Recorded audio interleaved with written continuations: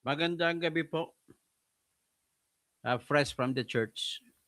Pag-usapan po natin sa ngayon yung ito muna yung nagsampa daw ng counterclaim o pangkontrang demanda si Attorney Claire Castro, spokesman ni BBM,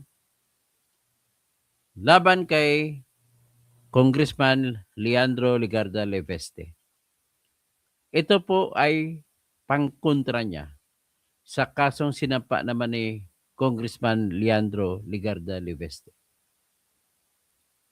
Matandaan po natin na nagsampa si Leandro Ligarda Leveste laban kay Claire Castro dahil po sa isang kwento na siniwalat ni Attorney Claire Castro sa kanyang channel, sa kanyang live stream, na kung saan sinabi niya na si Leandro Ligarda Leveste ay naglako o nagbenta ng kanyang prangkesa. At ang prangkesa, according to sa kwento ni Claire Castro, ay ito yung prangkesa na binigay kay Leandro Ligarda Leveste noong 2019. Noong 2019 ay nag-apply si Leandro Ligarda Leveste ng prangkesa sa pangalan ng Solar para sa Bayan Corporation. Tandaan yung pangalan, Solar para sa Bayan Corporation. Shout out kay Alabatin, kay Dennis Causing, kapatid ko. So ano yung Solar para sa Bayan Corporation? Itinayo po ito noong 2019 ni Leandro Ligarda Leveste para po sa kanyang adikain na magbigay ng murang kuryente sa bawat maliliit na bayan sa buong Pilipinas. So para makumbinsi niya yung Kongreso, panahon na yon na si Duterte pang presidente, at senador din ang nanay niya na si Loren Legarda, ay nagpatayo muna si Leandro Legarda Leveste ng isang 2 megawatt na solar power plant doon sa sa Occidental Mindoro, sa Paluan, Occidental Mindoro. Pinakita niya doon kung gaano ang power, ang epekto at pagka-perpekto ng sistema na solar. Natuwa. Noong 2017, natuwa yung mga taga-Paluan, Occidental Mindoro. At libre nga kuryente, 24 hours a day. May kuryente sila. At syempre, introductory price pa lang ni Mr. Leveste yun, daki ng ginastos na yun. So, kung 2 megawatt, that is about, divide natin. 2 million watts yun. 2 million watts. Divided by, bawat isang panel ay 500 watts. So, ilang panels kaya ang binili niya? Yan. So, bumili si Ligarda Leveste ng 4,000 panels na solar panel. At nilatag ito sa Paluan, Mindoro Occidental.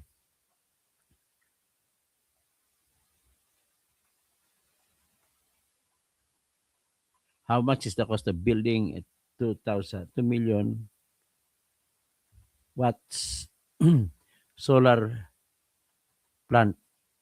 Yan, tatanong natin kung magkano ang aksidente, ang gastos. So ito po ay tinatanong ko sa AI, sa co-pilot ng AI. So ini-estimate ngayon ng co-pilot ng AI na ang magagasta mo sa pagpatayo ng 2 megawatt na power plant ay umaabot po sa roughly nasa hanggang 135 million sa isang 2 megawatt plant. So sa ngayon, maliban pa yun sa isang plant niya.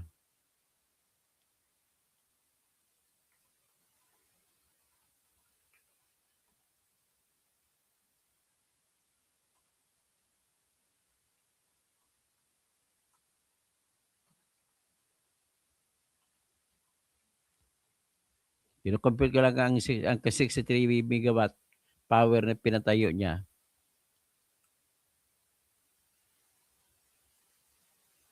Okay, ito nakuha ko na. So, ganito po yung nangyari. Nagpatayo siya ng 2 megawatt na solar power plant galing sa araw. Ha? Galing sa araw. Ang kapital pala niya dyan ay 135 million sa 2 megawatt pa lang. So, nasubukan sa Paluan, tuwang-tuwa, pumapalakpak ang mga taga-Paluan, Mindoro Occidental. Pero ang gastos doon ni Libeste ay umabot po sa 135 million. Sabihin natin 130 or 100 million na lang na gastos niya. So, libre nga ang kuryente kasi galing sa araw. Pero ang kapital niya pagpatayo, kasama na ang battery, kasama na ang inverter. Kasi ganito po ang sistema ng solar plant. Magandang gabi, Gilly Ramirez. Yamski, magandang gabi. From Parañaque, Marilyn Bundok. Hello, good evening po. Bergie Piquero. Tapos si Tantan Casino, shout out. So si Lanlan HK, good evening po, attorney watching from Hong Kong. Darwan Sabiron, good evening, Idol Toto. Thing, Alabatin, okay. So patuloy tayo. Yung pinatayo ni Leandro Ligarda Libeste na 2 megawatt plant sa Paluan Leyte ay umabot ng mahigit 100 million ang gastos niya. Tapos, nung pinatakbo niya, parang test run, ay tuwang-tuwa mga taga-Paluan, Mindoro Occidental. Akalain mo, 24 hours a day, libre. Kasi ganito pong sistema niyan. Meron kayong taga-salo sa araw, solar panels. Yung solar panel po, yung isa nun ay 500 watts. So, kung 2 million megawatt, ang kailanganin niya ay ilang panels. So, kailangan siya ng 4,000 panels. So, 4,000 panels, ang halaga po ng isang panel ay nasa 20,000. So, patayo siya. Tapos, mag-produce pagkatapos sa panel, ikabit mo yung kuryente galing sa kwan, yung kuryente na nakuha sa araw, didiretso mo ngayon dyan sa battery. Direkta mo sa battery. Kailangan ng battery mo ay marami para itatago ng battery ang mga kuryente na nakuha sa araw. At ang dami ng battery mo na kailanganin ay dapat marami ang battery na kakailanganin mo na sasalo at mag-iipon ng kuryente na kuha sa araw.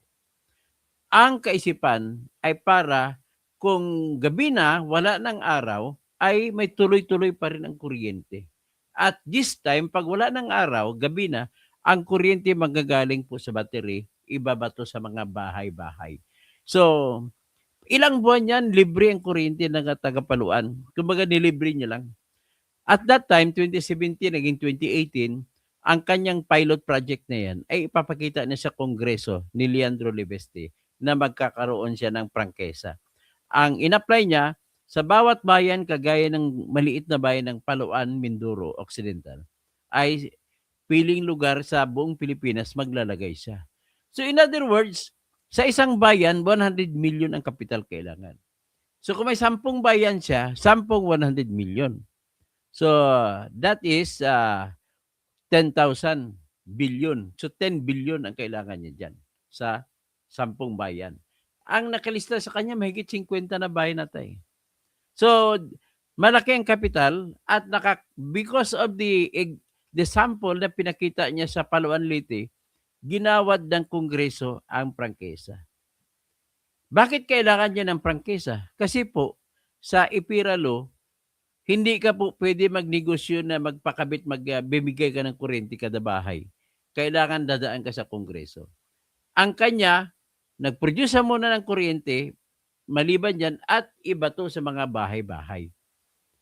So this time, kasi bawal siya mag-distribute, libre muna ang kumakabit. At lo and behold, nabigyan siya ng prangkesa. Ang pangalan ng kanyang korporasyon ay solar para sa bayan. Magandang gabi, Dens Ramirez. Geoffrey, good evening. Bienvenido, Requetillo. Glenn Mac, magandang gabi. Tapos si I am Paulo Vicente. Alam Paulo Vicente, Dr. Toto, milyones ting gastos sa docket fee ni Auntie Claire. Oo, mamaya pag-usapan natin. So dito nagsimula. Nagkaroon siya ng solar para sa bayan ng prangkisa. Meantime, yung batas po na ginawad sa kanya na prangkesa ay franchise law given to solar para sa bayan.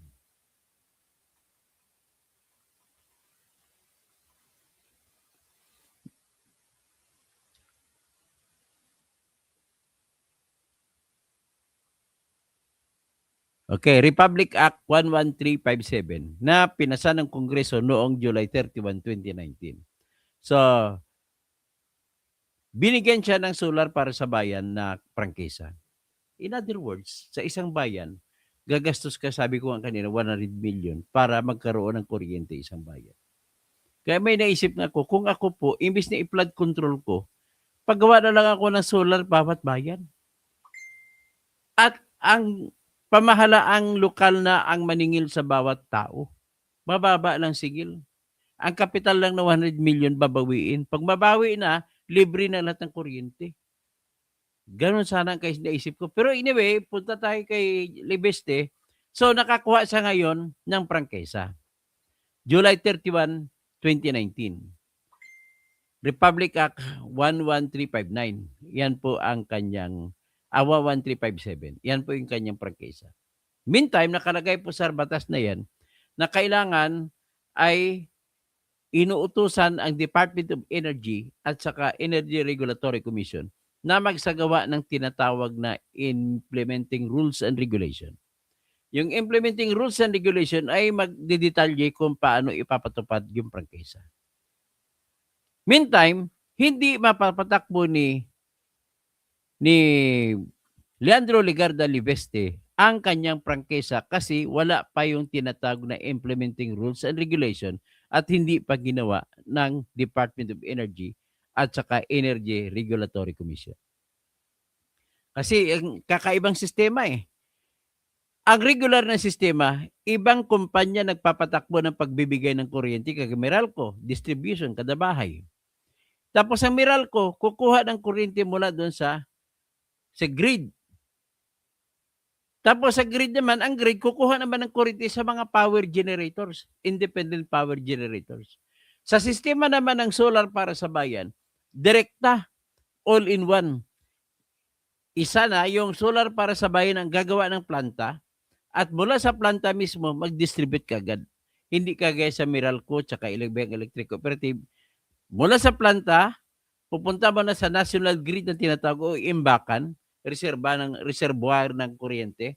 At mula sa reservoir ng kuryente, magbebenta sa Meralco, Socoteco, Batelco, kung ano ng mga telco. Ngayon, sa kay Libeste, yan dapat ang mangyari. Ang problema lang po, ay hindi ginawa ang detalye, batas ng detalye. Yung magdidetalye kung paano papatupad. Yan po tinatag dyan, Implementing Rules and Regulation. Yung mga abogado, mga engineer, nakarinig sa akin to, naintindihan nila yan. In other words, hindi makapagsimula si Libeste ng kuryente niya, pagpatakbo ng proyekto niya kasi walang Implementing Rules and Regulation. Nakalagay din sa batas na kung hindi mo mapapatakbo sa loob ng 2 taon ang prangkisa na binigay sa iyo, automatic canceled. So, yan ang nangyari kay Libeste, canceled. So, ano nangyari sa kanya ngayon 2 gigawatt na ginawa yung sample sa Paluan, Mindoro Occidental? Ang nangyari ngayon, inaalok kanya sa bayan. Siguro alok sa bayan, bayaran ng bayan sa kanya, mukhang hindi kaya ng bayan ng Paluan.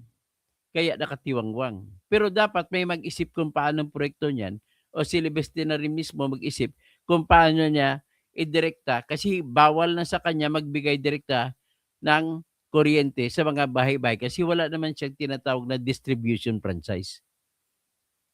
So, ibig sabihin po, ang prangkisa na kinuha ni Libeste mula sa Kongreso na Republic Act 11357 ay kanselado na noong 2021. So kung kanselado, wala nang silbi. Nakatibangwang ngayon ang kapital niya ng 100 million sa pagpatayo ng 2 megawatt na planta dun sa Paluan, Mindoro Occidental ay nakatibangwang na rin. So ano ngayon nangyari? Well, tuloy-tuloy lang yun. Nabaliwala lang. Siguro may plano si Ligarda Libeste pero hindi natin alam kung anong plano niya. Meantime, pero bago yung Paluan, Mindoro Occidental niya na proyekto, 2015, 2016, habang nag-aaral po siya sa Yale University sa Amerika, naisipan niya tumigil ng pag-aral, hindi pa siya gumraduate. Tumigil siya sa pag-aral ayon sa kanyang kwento na panahon na yun, 2016, sinamantala niya po na bumagsak ang presyo ng solar panels. Nang bumagsak ang presyo ng solar panels, umuwi siya ng Pilipinas. Pagdating sa Pilipinas, kinuha niya yung pinamana sa kanya ng kanyang tatay na si Antonio Liveste na dating gobernador ng Batangas. Kinuha niya yung 160 hectares doon sa Calatagan, Batangas. At binigyan siya ng tatay niya ng 300 million pesos. Siguro malaking tiwala ng tatay niya kay Leandro, kay Junior. Tapos nang binigyan niya ng 300 million, ang ginawa naman ni Libeste, marami siya naging kaibigan, pinagtipon-tipon ng pera nila. Kasi ang ginawa niya, nagtayo siya ng 63 megawatt na planta sa Calatagan, Batangas. Biro mo, sa 2 megawatt, ang gastos na kailangan mo ay 100 million. So kung 60 megawatt na lang, ibig sabihin po 30 na 100. So that is 3 billion pesos. Ang total ng kabuang gastos. Ngayon, hindi siya masyadong gumastos sa lupa kasi lupa niya yun. Sa madalit sabi, 2016 na itayo niya yung sa Calatagan na 60, actually 63 ang capacity hanggang 80 megawatt na solar power plant. At yung kuryente na nakuha niya, na nabuo niya, na nasalo niya sa araw doon sa Calatagan, Batangas, ay binabato niya ngayon sa National Grid Corporation. Yung National Grid Corporation, yan po yung reserva, yung parang tangke ng lahat ng kuryente na dyan kukuha ang Meralco, dyan kukuha ang Batelco, dyan kukuha lahat ng Pampelco, yung Pampanga Electric Cooperative, lahat ng Pangasinan Electric Cooperative, dyan din kukuha. So, ganun ang binato niya. Pagkatapos, ang nagko-control, pag binato na dyan, babayaran siya kada kilowatt hour. So, ang binabayad sa kanya sa per kilowatt hour ay 8 pesos and 89 centavos per watts, kada watts. So, ngayon, kung kumpitin natin, magkano kinikita estimate lang, magkano kinikita ni Leandro Ligarda Libeste? 8.89 pesos per kilowatt hour. So, ang 60, sabihin na 60 ang generating capacity. So, 60 megawatt. So, that is 60 million watts.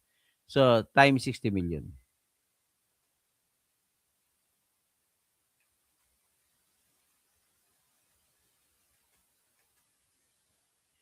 Ito yung kinikita ni Libeste sa kanyang kuryente doon sa Calatagan.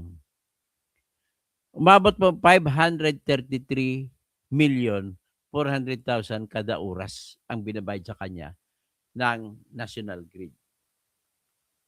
Tapos bahala ng Meralco ngayon kung ang Meralco kukuha sa doon sa National Grid. So in other words, 533 million kada oras times 24 hours. I-multiply 24 hours natin.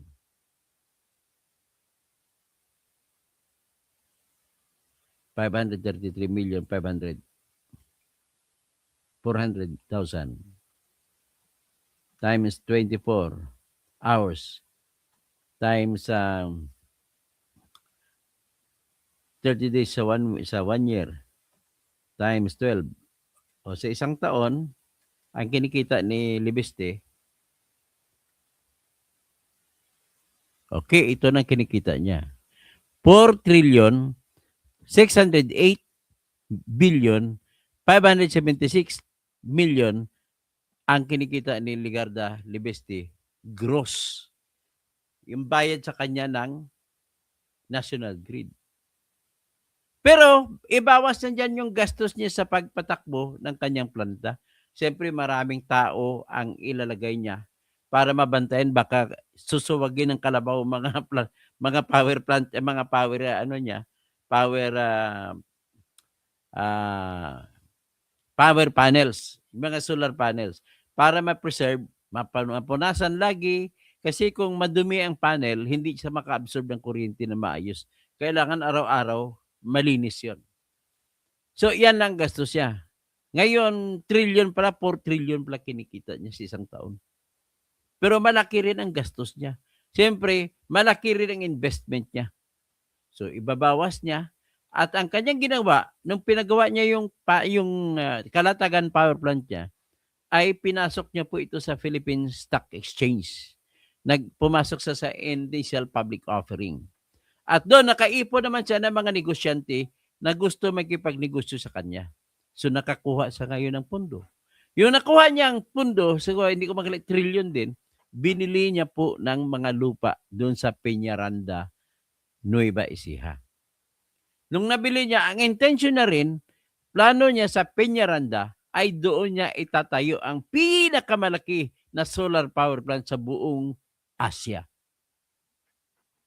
Ngayon, ang problema lang, nagdumating na 2025, tumakbo na, naisipang tumakbo maging congressman, nanalo. Sarili niyang perang gastos. Paano ka naman hindi mananalo? Ang nangyari nun ay nagka-interest ang Meralco sa kanyang negosyo. So inalok siya hanggat sa huli, binenta niya na lang sa Meralco ang 87% ng kanyang negosyo. Pinangalanan niya yung kanyang korporasyon sa Kalatagan na SPNEC, Solar Philippines New Energy Corporation. Yung dito naman sa Nueva Ecija, Solar Philippines Nueva Ecija Corporation. Yun ang ginawa. Kinikwento ko sa inyo kung anong ginawa ni Leandro Ligasta para magkaroon din kayo ng ideya kung paano kayo yayaman. So yumaman po, naging bilyonaryo, the youngest billionaire, si Leandro Ligarda Libeste sa buong Pilipinas. Siya ang youngest billionaire, self-made. Pero ang kapital niya nanggaling doon sa tatay niya at marami siya naging kaibigan, marami siya naging investor. Kinikwento ko ang kahalagaan ng investors kasi 300 million lang minana niya sa tatay niya. Ang kailangan niyang pundo na nagkakailangan niya ng gagastusin para magpatayo nun sa Kalatagan ay aabot ng ilang bilyon ba yun? Kasi ang 2 megawatt ay aabot siya ng 100 million ang gastos. So kung 60 megawatt, so 30. So 30 na 100. So 30 times 100 million. So 3 billion. Mga 30 billion po ang kailangan niya na i-raise na pundo para maipatayo niya. So ngayon, natayo na, ito na ngayon ang kanyang sistema. Binili ng Meralco mula sa kanya ng 34 billion ang kanyang asset, ang kanyang planta. Kasama na sa binili yung mga lupa na binili niya mula doon sa Peñaranda, Nueva Ecija. So kaya ngayon, na nag-congressman siya, napilitan siya binenta. Kasi hindi pwede maging congressman ka at the same time, ikaw ay may planta. So ito na ngayon. Ngayon, meantime, nagkaroon itong flood control na problem. Pagkaroon ng flood control na problem, namatay si Cabral. Nakuha niya kay Cabral ang mga materyales. Ito na ngayon, lumabas siya, marami siyang pinalabas na mga sikreto ni Cabral, mga Cabral secret, Cabral files. How do you call it? Secret of Cabral, whatever. Maraming mga natamaan. na mga tao, kasama si Bongbong Marcos, kasama si Sandro Marcos, kasama sila lahat. Pati nanay nga niya nasama, nalagay doon sa insertion. Nanay niya si Loren. So, iyan ang naging mitsa at nagalit sa kanya ngayon kasi nagalit sa kanya si Remulla. Nagalit si Remulla kasi gusto ni Remulla protektahan si BBM. Nagkwento ngayon si Remulla. Siya nagbukas ng kwento. Ano ba yan si Ligarda Libesti? Yung bata na yan, masamang tao. Akalain mo, kumuha ng prangkesa, tapos ibebenta, pinaglalako niyang prangkesa. Ganon magsalita si Remulla. Si Remulla mahilig magsalita ng mga bagay na hindi beripikado. Puro fake news ang pinanggalingan. So ngayon, ito naman si Claire Castro, naniwala sa kwento ni Remulla.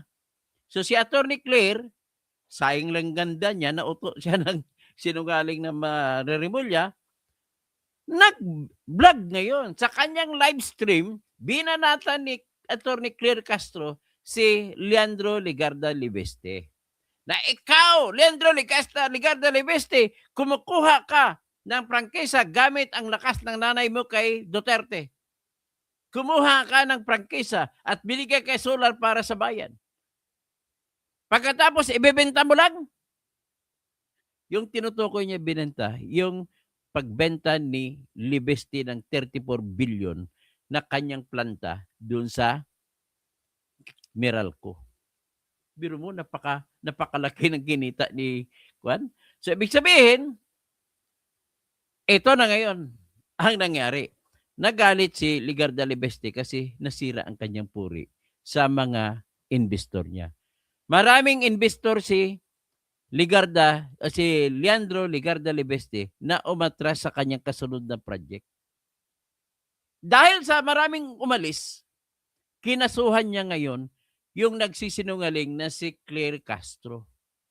Na sinabi ni Claire Castro sa kanyang live stream, kaya nga ako ingat na ingat ako mag-live stream. Kinasuhan siya ni Leandro Ligarda Libeste ng 110 million damage. Hindi niya kinasuhan sa kriminal na papakulong, hindi. Civil case, civil damages. Ang aligasyon ni Leandro Ligarda Libeste, dahil pagsiwalat mo sa iyong live stream na marami pa namang nanonood, na sinasabi mo na kumuha ako ng prangkesa at ebidenta kong prangkesa, nasira, nawalan ako ng maraming mga investors, nawalan ng tiwala sa akin at hindi ko na tuloy mapatakbo yung bagong proyekto ko. Yan po ang nangyari kay Libeste. In other words, suriin natin. Ang tanong, mananalo si Leandro Ligarda Libeste sa kanyang kaso na damage suit laban kay Atty. Claire Castro kung mapatunayan, number 1, ni Leandro Ligarda Libeste na hindi totoo na nagbenta siya ng prangkesa.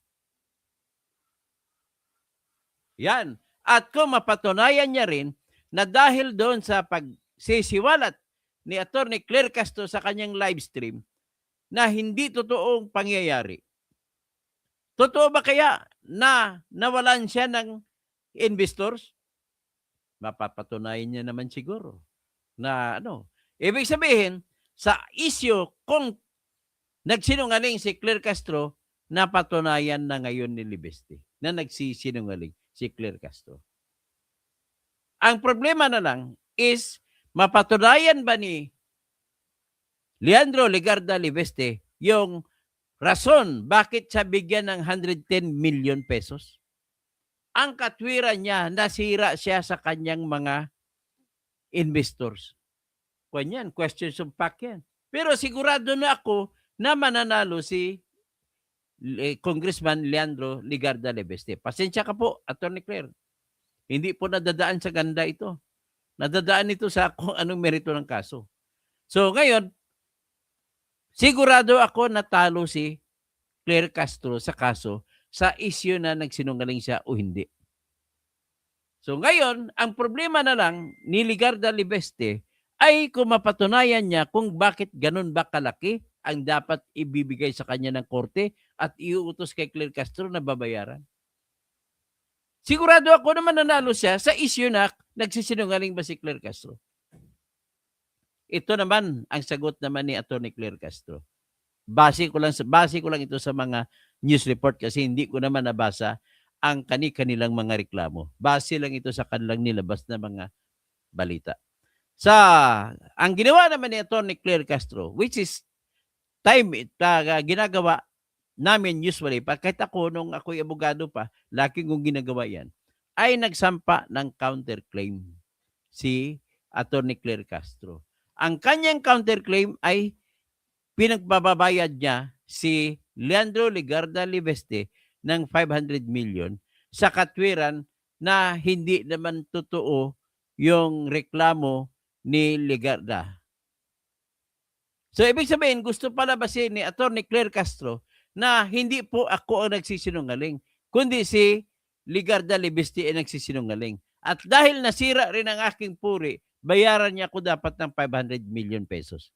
Yan ang issue ngayon. So, ngayon, ang judgment call ko rito, pasensya na, Atty. Claire, matatalo po si Atty. Claire Castro.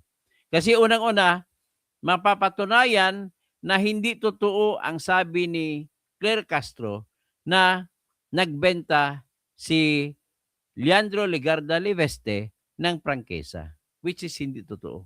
Kung hindi, ang ebidenta niya, yung hiwalay niya na korporasyon na ang pangalan ay SPNEC, Solar Power New Energy Corporation. Yun ang binenta niya sa Meralco, which is binili ng Meralco ng 34 billion pesos na tumataginting.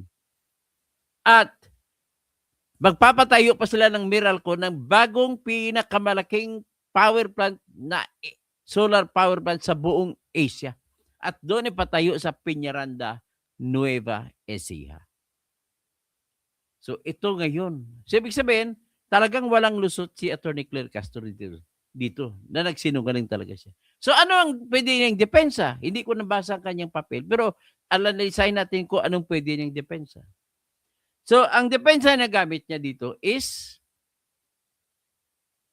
actually sinabi niya rin ito na kung bakit niya ni live stream ganun ay binasi niya ito sa salita ni Boying Rimulya. So, ibig sabihin, wala siyang ginawang kasalanan kasi si Boying Rimulya naman nagsabi nun. Okay? So, yan ang sinabi niya. Next, na rason niya, at si Boying Rimulya ay ombudsman naman, imposible naman hindi niya paniniwalaan kasi ombudsman naman yun. So, ngayon, yan ang pangalawang depensa niya. Number 3, na pwede niyang gawing depensa, it was only a result of carelessness. Kung carelessness, ang problema lang, baka umabot na sa degree ng tinatawag reckless, disregard of the falsity of the defamatory imputation. So, there is that reckless disregard of the falsity or truth of the claim na binenta nga ni Legarda Libeste ang kanyang solar para sa bayan. Pero ito na ngayon, kung paano ay sigurado po ako na matatalo si Atty. Castro. Kaya lang, hindi ko sigurado kung magkano ang ibibigay ng korte na award para kay Libeste at uutusan si Atty. Claire Castro. At yung counterclaim naman ni Atty. Claire Castro na 500 million ay malabo pa sa pusit. Okay. So ito ngayon, bigyan ko kayo ng edukasyon. Paano ba magsampa ng kaso? Civil case po ito. Sa korte natin. Magsampa ng kaso po ay magbabayad po kayo ng tinatawag na filing fee. Hindi lahat po na sampa nyo kaso itatanggapin ng korte. Kailangan magbayad ka sa korte. Kay Legarda Libeste, ang kanyang hiningi ay 110 million na danyos. So magkano kaya ang binayad ni Leandro Legarda Libeste sa 110 million na damage suit niya? At knowing ang average na babayaran mo sa kada 1 million, magbabayad ka is sabihin mo na nasa 15,000 pesos. So, ilan ang binayad kaya ni Libeste?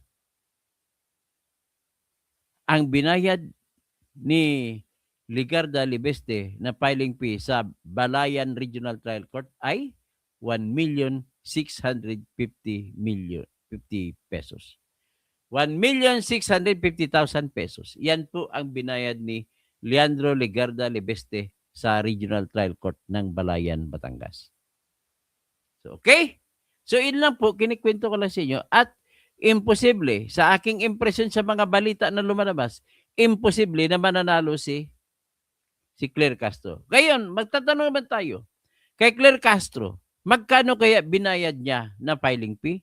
At knowing 15,000 po ang sinisingil ng RTC o ng MTC sa bawat milyon na hiningi mo na pabayad ka. Alam mo, nasira ang puri mo, hingi ka ng 5 million, so 5 million times 15,000 kasi kada 1 million, 15,000 ang estimate ko na ibabayad mo sa korte. So kay Atty. Claire Castro, kasi 500 million ang hiningi niya, magkano kaya binayad niya sa RTC? Ito ang sagot, wala po siyang binayad, kahit piso. Bakit po? Kapag counterclaim, na direkta sa counterclaim sa claim laban sa iyo, nabayaran na ng kalaban mo ang filing fee. Nabayaran na ni Libeste ang 110 million. So dahil counterclaim niya, ay konektado direkta sa kaso na dahil ang teorya ng kaso ni Atty. Claire Castro na dahil sa yung ginawa na kaso laban sa akin, hindi ako nakatulog. Natakot ako. Nagkaroon ng anxiety. Nagkaroon ng fears. Nagkaroon ng besmirched reputation. Nagkaroon ng sleepless nights. At base doon, may babalik lamang siya sa dati niyang puri. May babalik ang kanyang dating kalagayan sa kaisipan. Kung bibigyan siya ni Leandro Ligarda Libeste ng 500 million. Ngayon, matatalo lamang si Libeste kung nagsisinungaling si Libeste. Ngayon, ito po, ulitin ko lang, for the summary, kumaso si Libeste laban kay Claire Castro ng libel na civil case at naniningil siya ng 110 million pesos.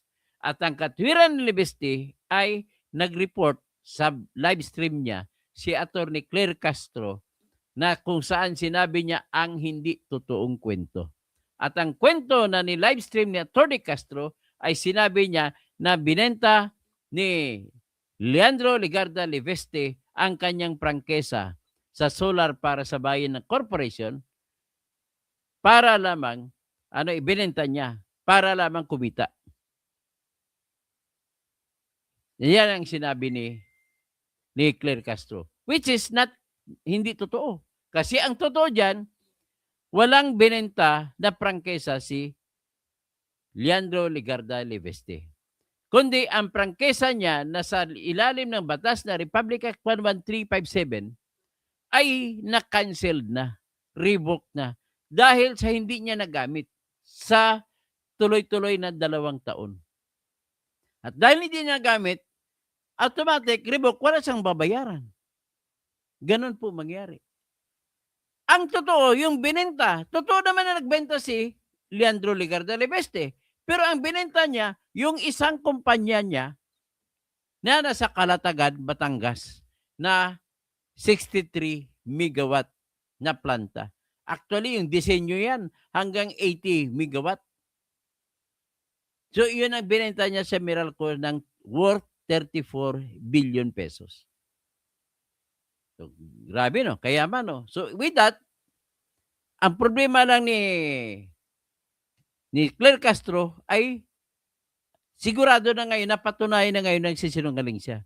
So, on how she could survive that, mas maganda pa sa kanya makipag-usap na lang siya kay Leandro Ligarda Libeste. Pwede naman patawarin ni Leandro Ligarda Libeste. Kaya lang, ang bata ay idealist. Kung matandaan nyo si Libeste, yan pong promilkid na na model ng bata pa, Promil baby, Promil kid. Yan kung makita nyo sa advertisement ng araw sa TV, yes, siya yun. Anak ni Lauren Ligarda. At nag-aral po siya sa Yale University. Graduating siya sa Yale University nung tumigil siya sa pag-aral. At sinabi niya, tumigil siya sa pag-aral nung sinamantala niya na bumagsak ang presyo ng solar panels. At doon, ang kanyang galing sa negosyo na natutunan niya sa Yale University ay ginamit niya na sa ngayon. Kaya naging successful na negosyante siya. Yan lamang po ang ating pag-usapan dito patungkol po diyan sa istorya ng kay Leandro Ligarda Libeste. Okay? Mag-shoutout na lang ako ngayon. Yung iba hindi ko na shoutout. Sino pa bang hindi ko na shoutout? Si Green. Lalong madadagdagan ang problema ni Auntie Claire pag natalo siya. Tandaan ni Auntie Claire na mas maraming kaso ang harapin niya sa 2028, lalo na sa mga paratang niya sa pamilyang Duterte. Ariel, ang tanong, saan siya kumuha ng pera pang negosyo na sang solar? Marami po. Kung ang tinatanong mo, Ariel, ay si Libeste. Si Libeste, sinabi niya po, nagmana siya kay tatay niya ng 300 million pesos. At kasama sa minana niya sa tatay niya yung 160 hectares sa Calatagan, Batangas. Kaya wala pong kurap. Paano mo sabihin na nagkurap si Libeste? Batang-bata pa, ngayon pa lang nag-congressman. Kamsat, Robel Bengson, Naimbang Rabi. Ariel, almost 3 million na gasto sa 32 panels at solar kumita ng 26 million sa kontrata nila sa gobyerno.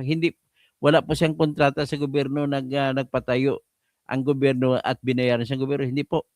Private po siya, Ariel, sarili niyang kumpanya. Wala po siyang kumpanya na nag-ano sa gobyerno kagaya ng solar project ng government. Na lahat yun sa Pangasinan na nakita natin, nagpatayo ng solar irrigator. Wala rin. Hindi tumatakbo. Grabe ng mga bayad talaga natin. Ariel, encourage kita. Mas maganda siguro kasi marami kang binabanggit na may kurap.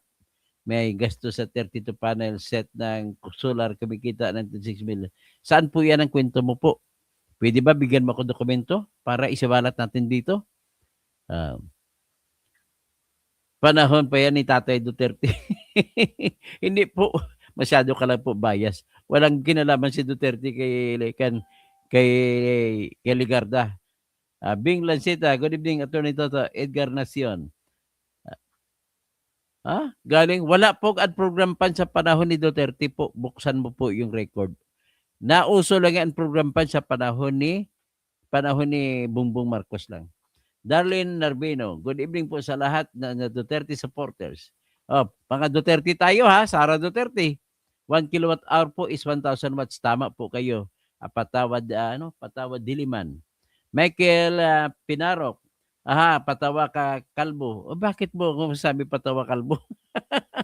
Nick Elman, kudos to you, Attorney Toto. Sana para maunawaan ng mamamayang Pilipino kung bakit hindi na mapigilan ang pagtaas ng presyo ng langis, i-discuss mo ang IMF, World Bank policies kung saan inumpisang ipatupad ng dilawan na gobyernong Cory Aquino para sa mga higanting kita ng mga oligarko.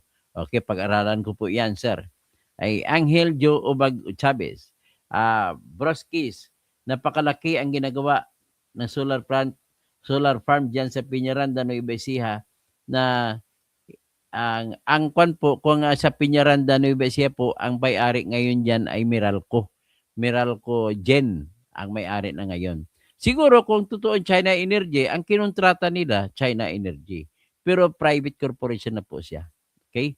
So tapos Chinese Longko, Asyongko, watching from Ontario, Canada. Good evening po, Dr. Tirador. Jojo, nasobrahan kasi sa bungangera si Auntie Claire. Sa Perfect Complex, only 1% lang na comply ni Leandro.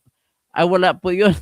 Iba po sa solar sa panel, sana yan. Hindi niya tinuloy Perfect Complex kasi nga hindi naman siya binigyan ng rules and regulation. Okay?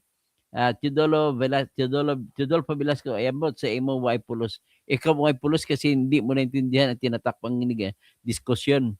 Josel Rose, aha, mukhang pera talaga si Claire Castro. Jojo, sinungaling naman yan. Sige, sino sinasabihin mo sinungaling? Mahilig sabihin, hindi po ako sinungaling, totoo po yan ang sa akin. Palengkira style ni Auntie Claire. So, per dapat na-dispatch si Claire. Darlene Narbino, thank you, attorney, sa information mo. Marami kami natutunan. Mabuhay ka po. Lina Bam Ruong Suk, Duterte na naman. Ariel? Troll din si Ariel. Kaya mo lang. Grace Line, good evening po, Dr. Toto. Team Grace, Arizona. From USA. Si Grace, tapos, from Grace, Arizona, USA. Josel Rose, kapal talaga mukha ni Claire Castro. Darlene Narbino, Bergie Piquero, ang galing ni Claire magsalita pag about mga Duterte. Lorlito Borja, Elena Messina, good day, Dr. watching from UK. Darlene Narbino, dramatic actress Auntie Claire, buwing. This part Auntie Claire, Marcel Herna, the case is already in court. We could respect the sub judice. Kaya nga, ang diskusyon na lang natin ay general statement. And let the evidence speak for itself. At saka kahit pa po sa may sub judice, hindi naman tayo nagbabanggit sa detalye. At yan ay ekspektasyon ng bansa. At saka ang tawag na exemption sa sub judice rule, yung mga matters of public interest. Tandaan niyo po yun. Kaya nga po ang Supreme Court pinapublish sa public pleadings ang mga kaso ng mga pampubliko na mga interest ng mamamayan. So Daisy Calinog, DDS, kay Bergie Piquero, Nancy Gilim Bidinis, ask ko lang kung ano ba ang maitulong ni Sara sa taong bayan. Ay, napakarami po. Napakarami niya. Ang unang maitulong ni Sara, ipapakulong niya ang lahat na nagnakaw sa flood control. Yan po, nanggagalaiti ako dyan, na dapat siya lang makapagpakulong. Wala nang iba. Ang ibang kandidato, hindi nila magagawa yan. Si Sara lang makapagpakulong sa mga yan. Yan ang pinakamalaking tulong sa bayan na maibibigay ng kahit sinong kandidato. So, kay Kumaro, complex, perfect complex, DOE, fine. Ang mga fine pala ng DOE ay walang kwenta yun. Madidismiss lang yun. Walang basihan. Paano mo ipapay yung bata? Wala naman, nasarado na yung, wala na yung tinatawag na solar para sa bayan. Di ka na. Cancel na, kinansela na ng gobyerno yung ang prangkisa, tapos maniningil ka pa. Saan ang justice doon? Magandang gabi po sa inyo, mga kaibigan. Okay, just wait for my next vlog.